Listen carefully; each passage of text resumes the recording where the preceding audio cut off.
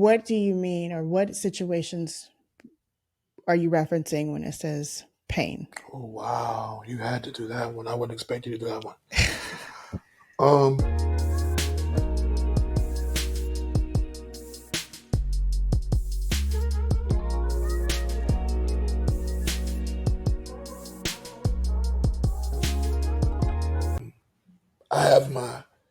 I'll say it this way. I wanted to mention it because I don't know what some of your male viewers go through, but wow, Crystal, I could put all my painful experiences in my life on one side of the scale, and I got one pain that still tips all the pain I've been through on this other side of the scale. I got one pain that, boom, when you put that on there, it just imbalances it. And the loss of my son, but when I was in that very moment of that day of pain, I realized in that day and in that moment, because of what I've been taught and what I've learned and what I know, am I still going to love God and tell him? Because a lot of times we get in these painful situations, and one of the first things out of our mouth is, how long, why, and when are you going to stop this pain?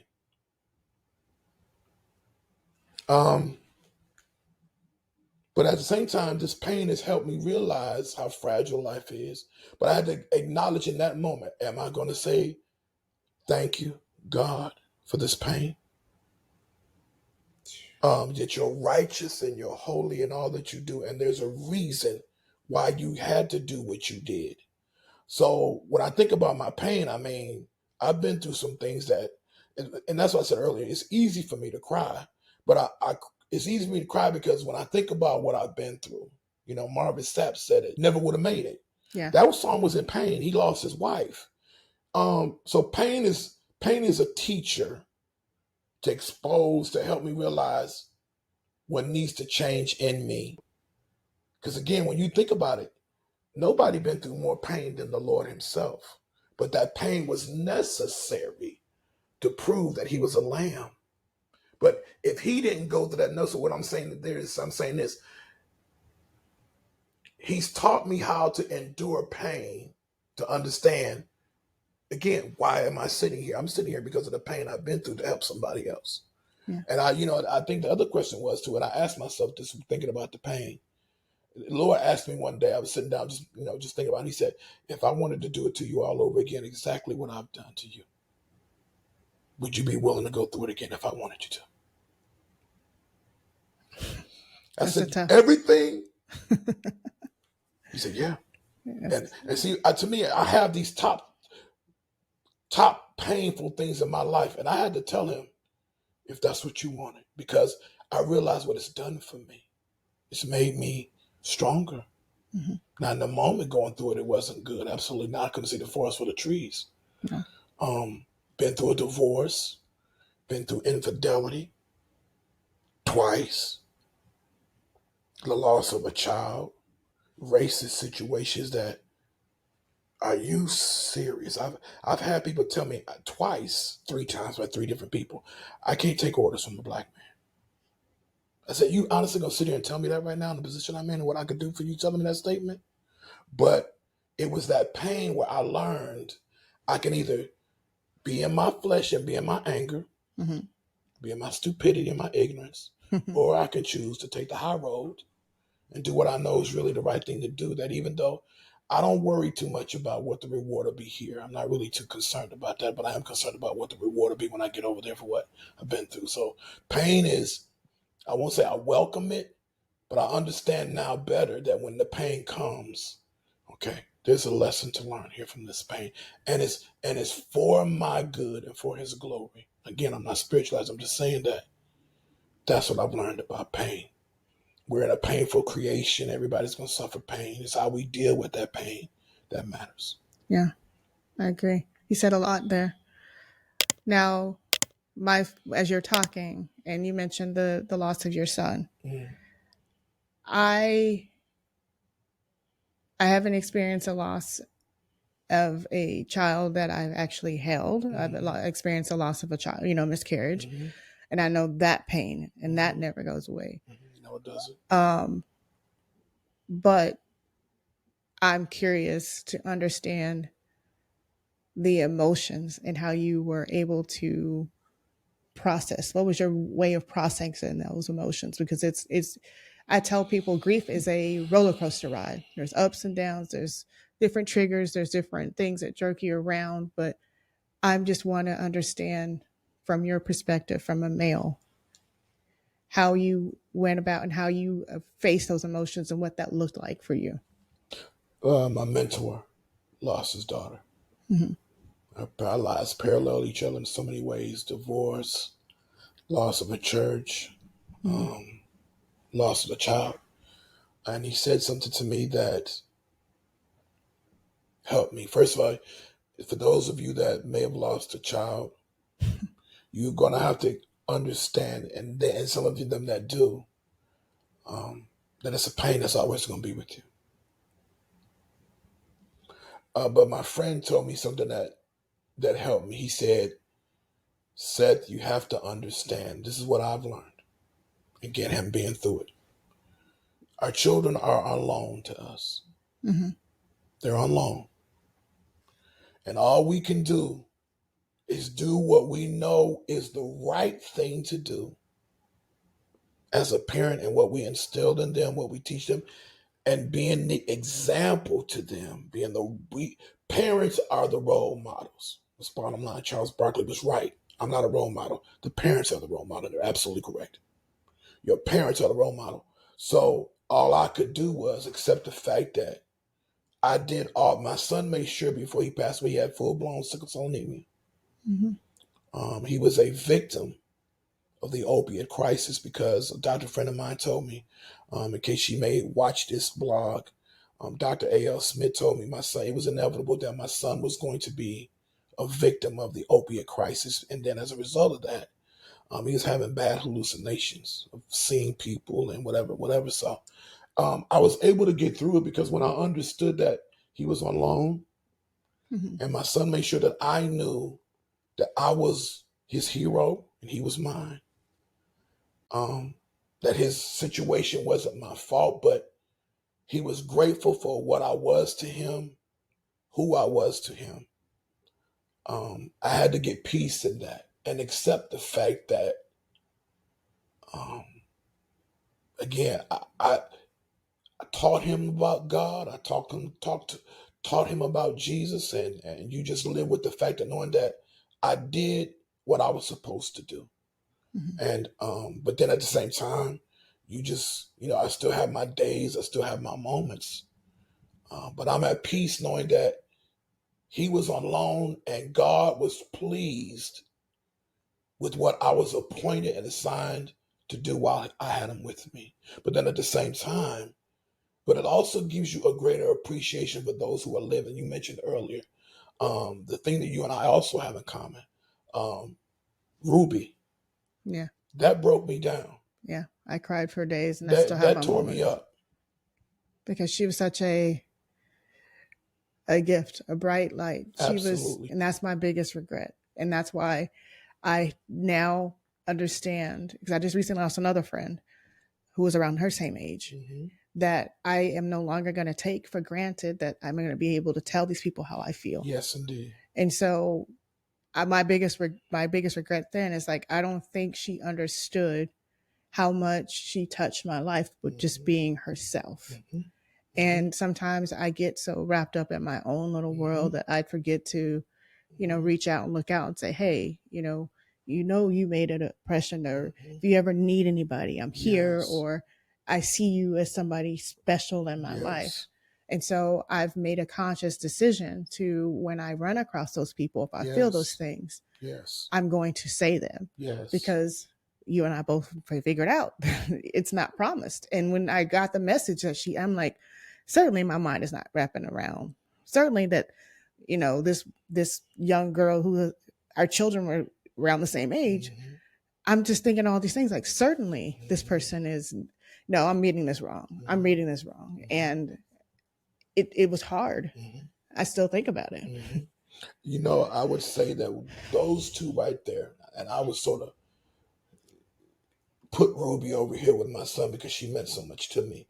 I've learned that, to your point, that's just so profound, but that's true. People need to know how you feel about them before they pass away. Once they pass away and they're in the box, all that you got to say about them is gone if they didn't know that before they passed. Mm-hmm. So I'm saying all that to say this, that what I've learned from that, to appreciate, one, like I said, life is fragile. Stop taking our relationships of those that have meaning in our lives and have value and put things in or pour into our lives. Stop taking these relationships for granted.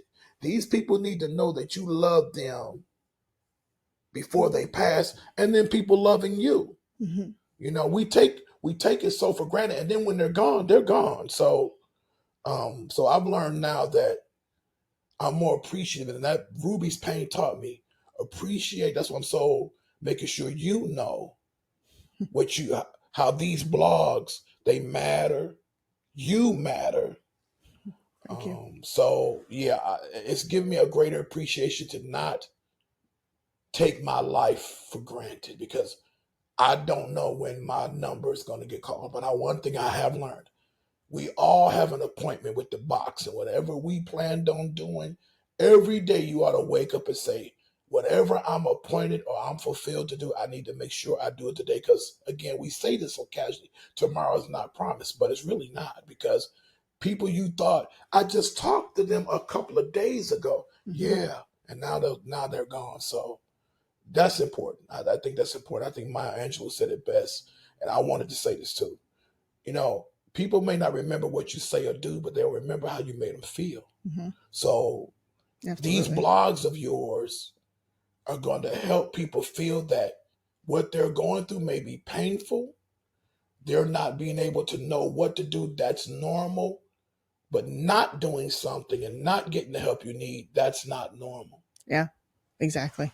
You know, and if I have to make myself uncomfortable and share those intimate parts of me that I wouldn't share with strangers, mm-hmm. to make someone that's in that dark place feel like, okay, this is not normal. I can't go get help. She did it. Mm-hmm. And I give you the courage to be bold enough to go do it, then now I've served my purpose. You know, and just to your point too about serving your purpose, I want to say this because it just came to my mind. Thank you, Lord. If only one person changes, Crystal, mm-hmm. then that's all God gave you the appointment to do. You may do 100 videos and one life may change. You know what? Then it was worth that one. Those 100 videos or these 100 blogs will be worth that one. Brunch is a time to relax, unwind, and enjoy great food with friends and family. But what if we told you that brunch could also be a time for meaningful conversation? How about a unique conversation? Join me and the guests from my first season of my podcast as we have our first unique conversation live and in person. We have Chandra Smith, who shared her story about how she learned to choose herself. All right, don't you ever change how you love, and you're just choosing to give it to the wrong people. And we have Ashley Coleman, who shared her story about how she survived narcissistic abuse as well as PTSD as a result of being a military veteran. It moved very quickly. Almost whirlwind. I think I met him, and then in 30 days, he was moving in. And then we had Kimberly, the counselor, who had a conversation with us about mental health. You don't know how important mental health is until you have to fight for it. And then we have Shayna Sharkwire, whose story represents the true meaning of being resilient and breaking free. Either you're going to remain a victim or you're going to become the victor. And then there's me, your host, Krys, where I shared my entire life story as well as my journey with mental health. The best way for me to handle my emotions is to not show them and not cry. And I can't wait to see you at our brunch and conversation event. Come hungry, come curious, and leave with a full stomach and a new perspective. Don't miss out. Purchase your tickets now to secure your spot. Tickets are limited, so act now so that you don't miss out on amazing food with great conversation. Because you don't know what that one person may have had to go out and do. But I will say that God did not waste time putting you through what you've been through, because it was to serve a purpose. And so as long as God's purpose is fulfilled, I'm good. Yeah. Mm-hmm. And you say one person, and that's the approach that I took. I said, if I make these videos and I put like you said, 100 and one person, then I'm happy with that. Absolutely. It's not about, getting to this status to where I'm recognized in public, or, I'm on this thing. If it's meant to be there, then that's fine. But my goal was to help that one person. Exactly. So you also mentioned, and you touched on divorce, which is a very painful situation. And I understand now why it's said that God hates divorce, because it's a very, very, very painful thing. And I don't think that marriage is designed to be something you don't get married to one day get divorced. Divorce is not something to where, it's people. I've heard oftentimes people say, well, marriage is nothing but a piece of paper. Divorce is another piece of paper. It's way bigger than that. And so you having experienced that, how do you approach this marriage differently than the last? And what was your biggest lesson from that first divorce? My biggest lesson was, I'll say it this way, and I'm going to go straight to the end. I was upset because I tried to be a good man, thought I was a good man, and we can do everything's right. So I'm sitting there, divorce was fine, whatever, telling God that, I'm not doing this again. It failed me, and I'm not doing it. And I mean, without hesitation, instantly, still talking about divorce. God says, hold up, wait a minute. Whoa, wait a minute. Because I don't like what you just said. He said, let me ask you something. Who am I? And I could tell by what he said, okay, I better get this answer right, because I already know what the answer is. I said, you are love. He said, and did I ordain marriage? I said, yes, Lord, you did. He said, so since I'm love, and since I ordained marriage, don't put this on love and marriage. Don't put this on me, and don't put it on marriage, meaning that what? Love and marriage did not fail me. I failed, we failed, she failed love and marriage.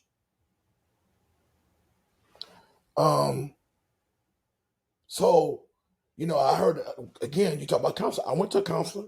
The counselor said, you know what? She said, all the counseling I've done in divorce, you know what I've learned from that? I said, what?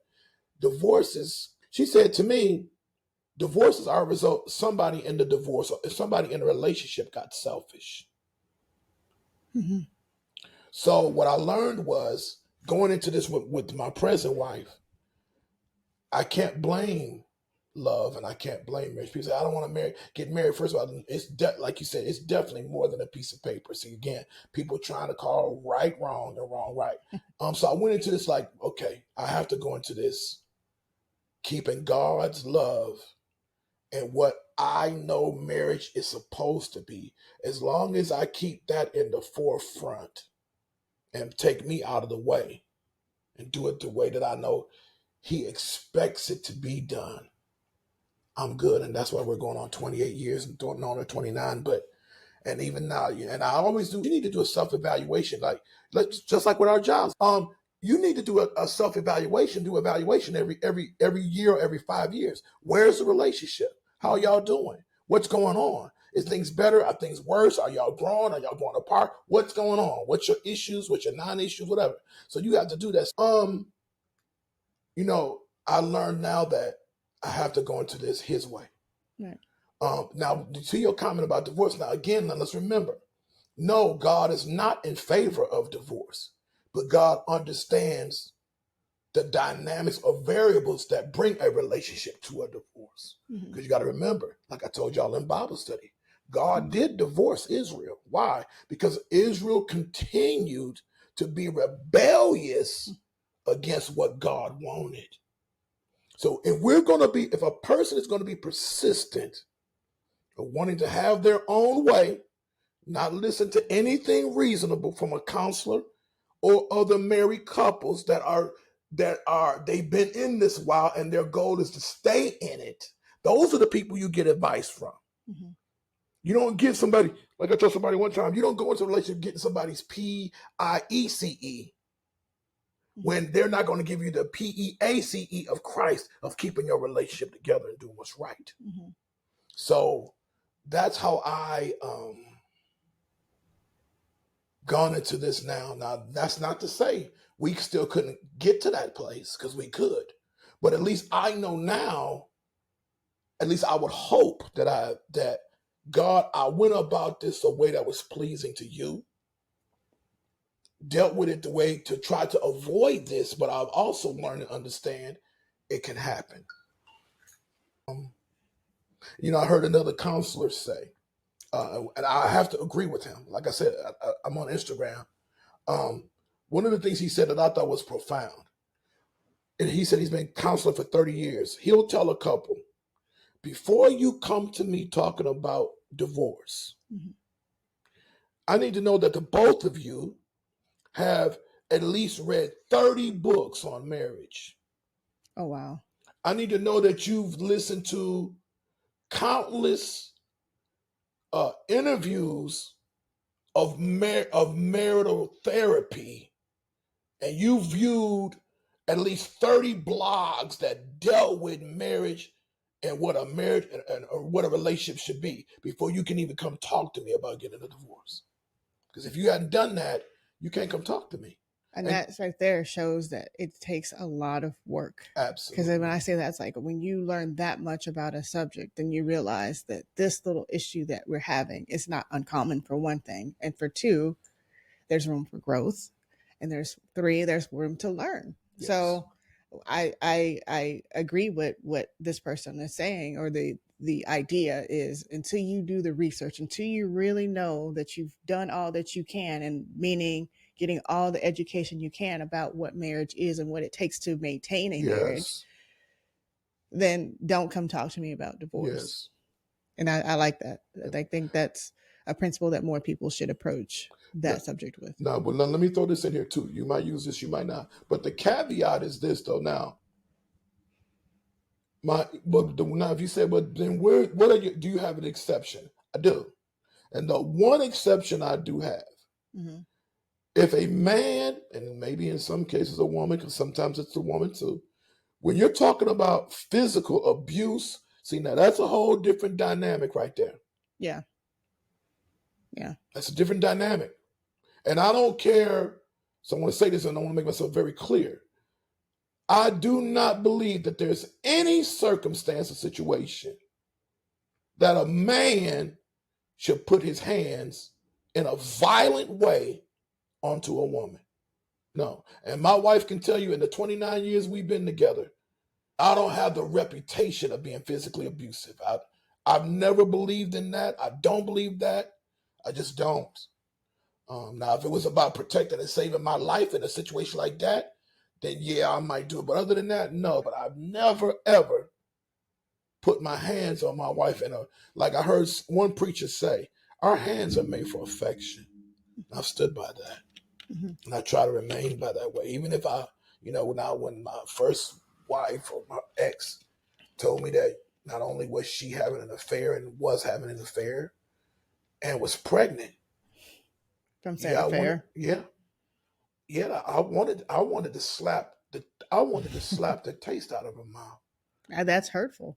But I didn't. I wanted to. Mm-hmm. And something in me almost, but I said, even in that, I will not go down being known that I'm that kind of man. That the man in me won't allow me to do that. I refuse that. And I don't care what you'll say to me.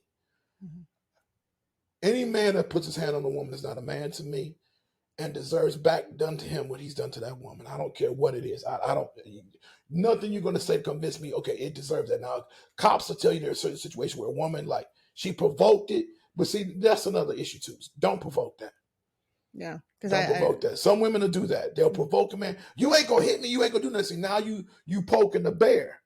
And if you poke the bear, don't blame the bear for giving you a bear reaction. Mm-hmm. When you kept constantly, if a woman says, stop, then guess what? You should stop. I don't care how angry you are. So I don't want to get off the subject, but I have issues with, when you talk about divorce, most things can be forgiven, Mm-hmm. But when you physically put your hands on a woman, I'm sorry, bro.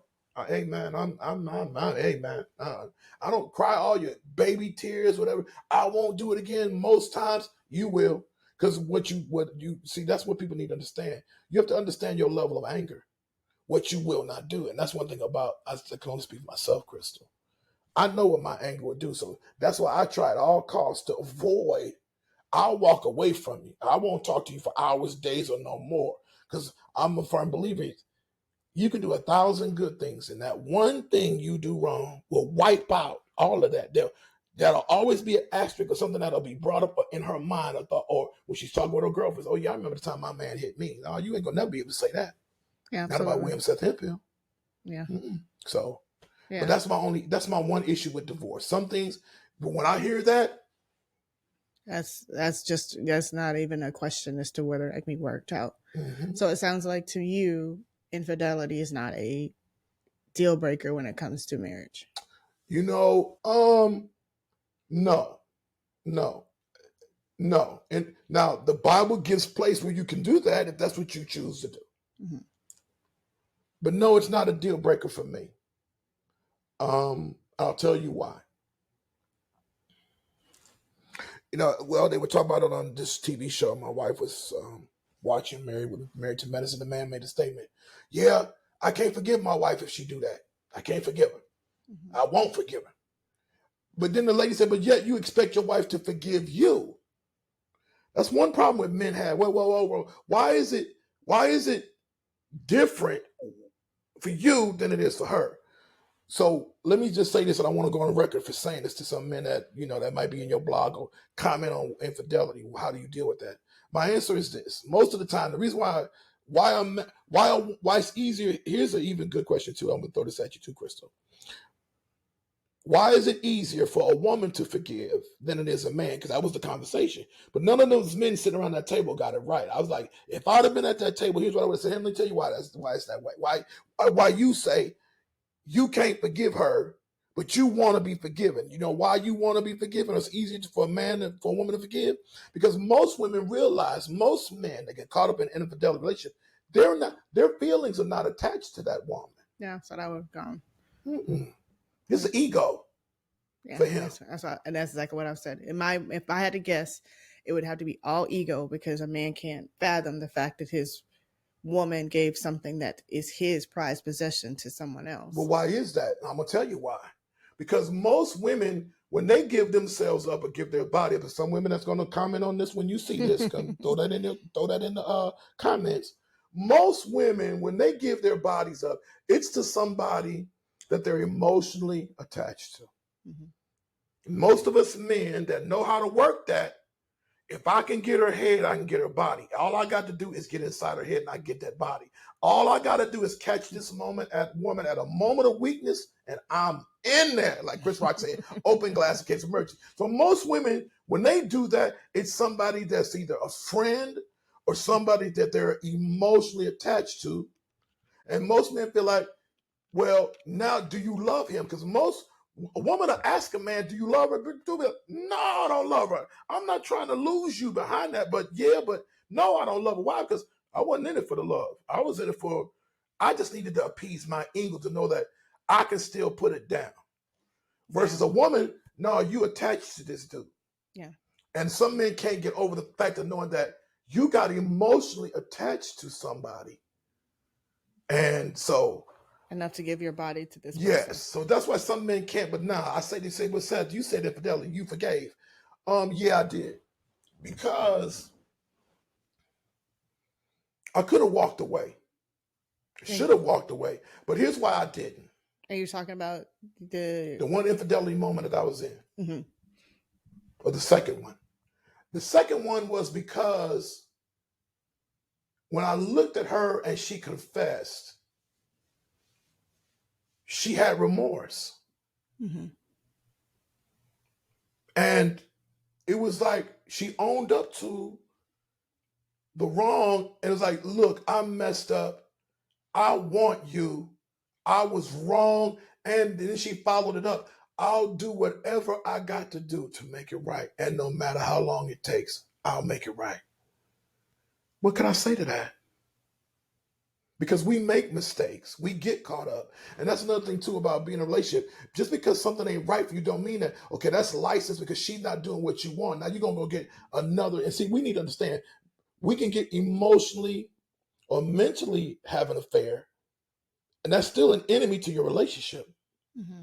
You have to be aware and pay attention that if that's what you're doing, then you need to get out of that situation, because it's still taken away from something that still only belongs with who you're with and who you're married to, that commitment. But because she took that route, I knew she was sincere, and knowing for some of the mistakes I made, how could I not forgive her? This was my opportunity to practice forgiveness and to forget. Yes, you said, so come on, man, be real. Yeah, I had to, because how can I go to God knowing with some of my wrongs, and trust me, I've done some wrongs that's equal to that. Oh, no doubt about it, especially when I was single. Mm-hmm.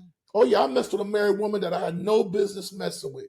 Didn't have no business messing with her. So it was only right that people say karma, but yet that I would have to go through that. But at the same time, with this woman here that owned up to it, took responsibility, then I let her know, okay, so let's understand something. Mm-hmm. This belongs to me.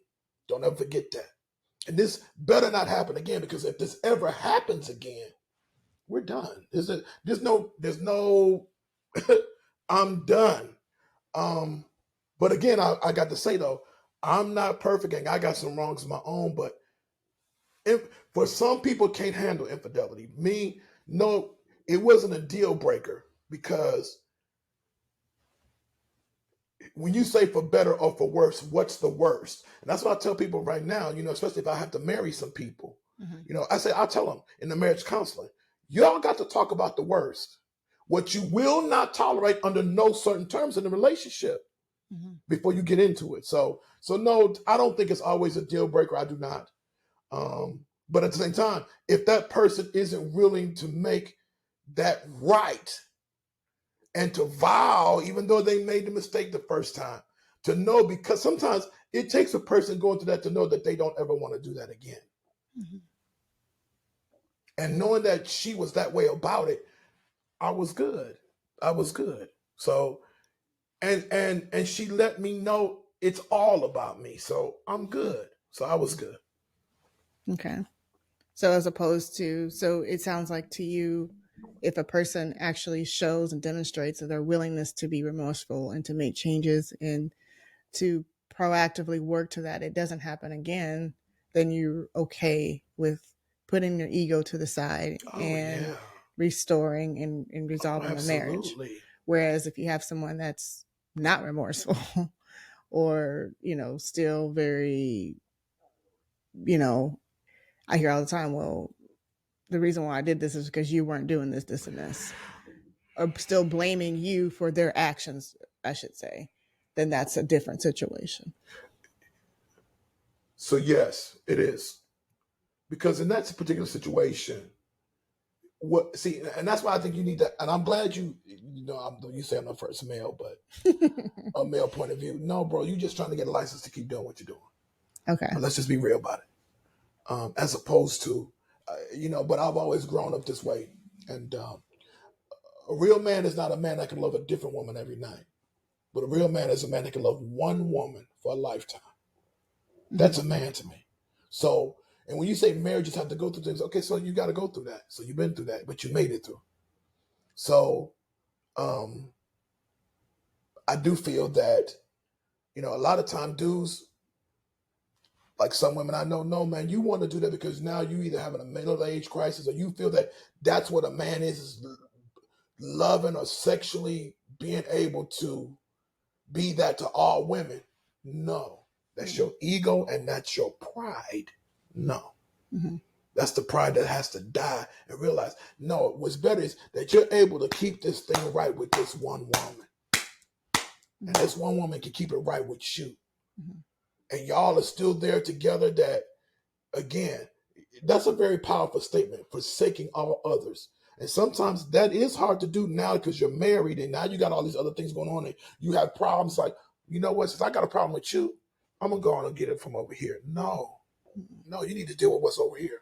Now, but at the same time, but now, are there situations where a man calls a woman to cheat or a woman calls a man to cheat? Yes, there is. But see, if that woman or man don't want to own up to what caused that, then don't blame that person. Now you ain't gave this man no sex in 9 months. Mm-hmm. Now there's a problem there. Mm-hmm.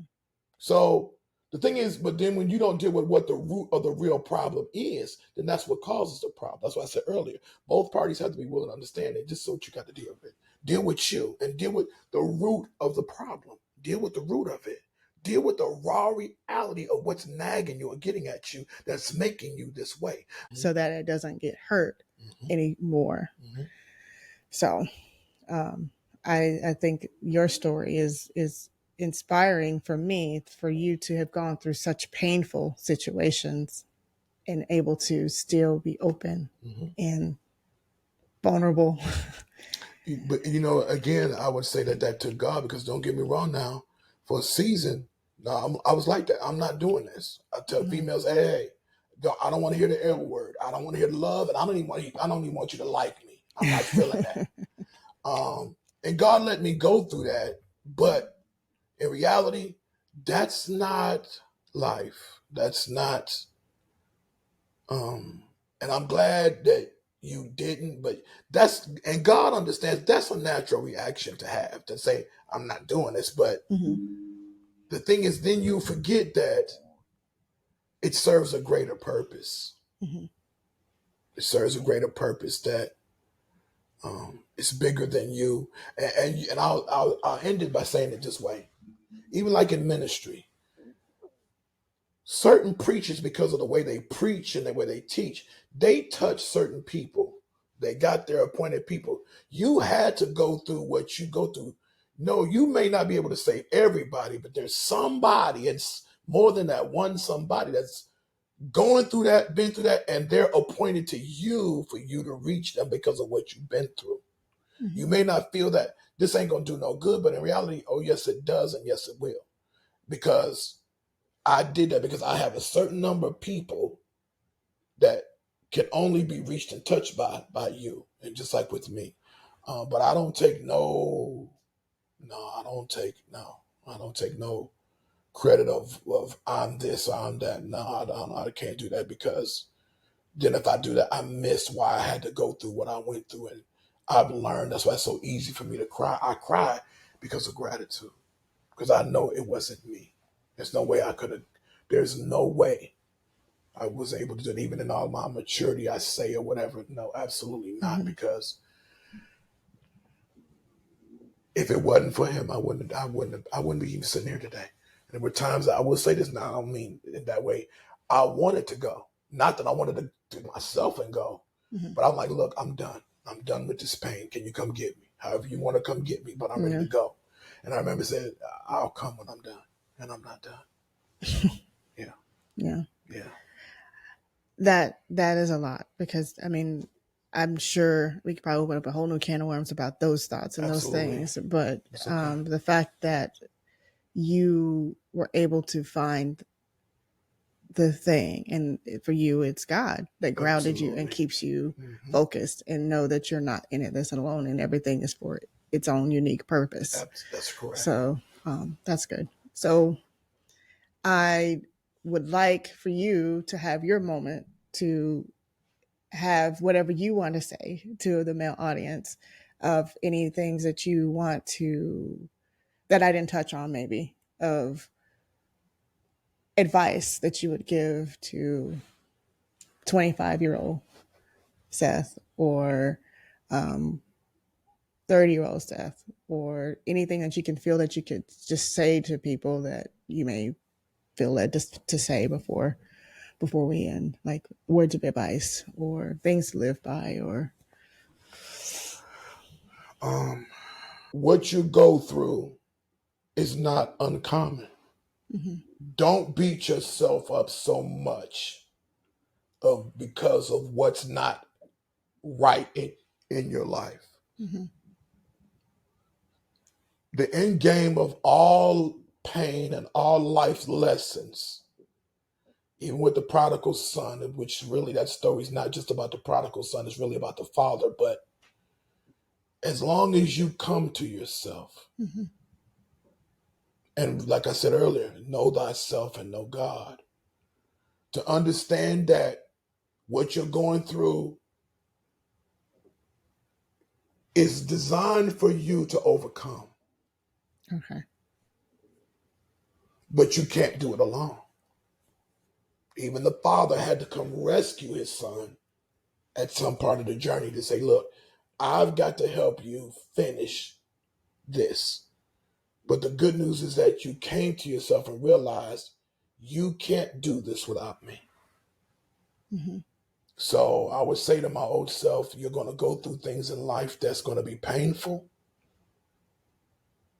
But also something you said is, I think it's so powerful in sharing in stories, testimonies, words of encouragement, because like you said before, what we're going through is not something that's just unique to us. Yeah, our experience is unique to us, but there's somebody that can glean. Like each person that I've encountered and I've had conversations with here on this podcast, I've been able to take pieces of their story and relate to myself, or like, oh, I was able to, I went through something similar in my journey of life. And so that's why I seek to continue the conversation with so many different people, because my journey may not connect with somebody exactly, but you and I having this conversation, somebody was like, oh, you know what? He's got a point. I went through something like that, especially with you being my first male. I think it opens up so many different conversations that we can have just as a community of people. Absolutely.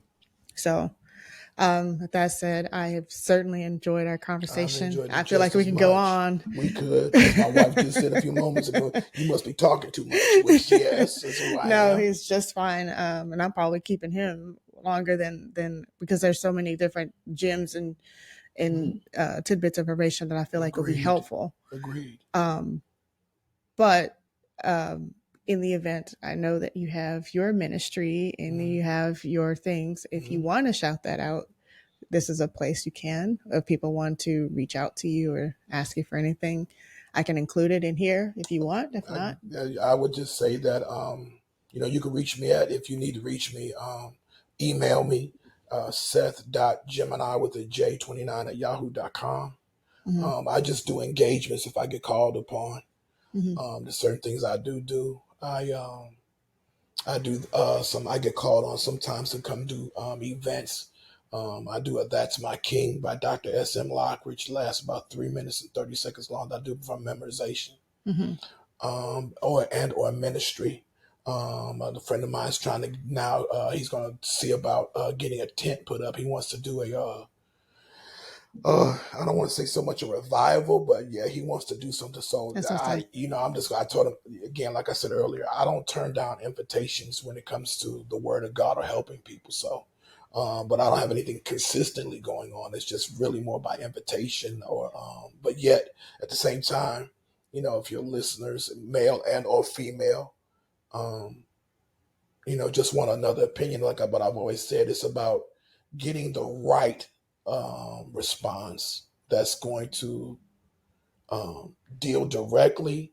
All the information that he just shared, I'll of course include it in if you're watching on YouTube in the comments, or if you're listening on a podcast streaming device, then I will include it in the show notes. But it's been my pleasure. It's been a pleasure. And I appreciate the time and the wisdom that you need to call me back, because somebody say, hey, we need to talk about that some more. Just call me. I don't mind coming back and elaborate on it some more. Yeah.